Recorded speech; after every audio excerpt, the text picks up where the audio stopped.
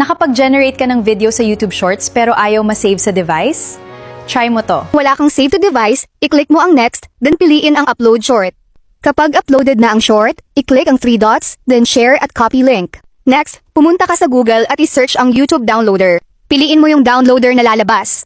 I-paste mo dito yung link na kinopya mo kanina, then i-click ang arrow.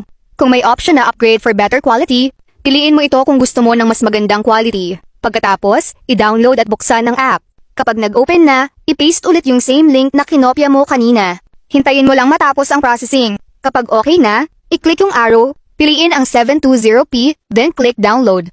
Pagkatapos ma-download, pumunta sa My Files, then Videos. Ayan, makikita mo na yung video. Kung kailangan mong i-convert ang video, i-click ang 3 dots, then Convert. I-click ang X, then piliin ang Free Convert. May lalabas na ads, kaya hintayin lang matapos. Pagkatapos, sundin ang option para ma-save o ma-convert ang file. Ayan, nakasave na sa gallery yung video na ginawa mo. Reminder lang, base ito sa sarili kong experience, kaya maaaring iba ang lumabas na options depende sa phone, app, o downloader na ginagamit ninyo.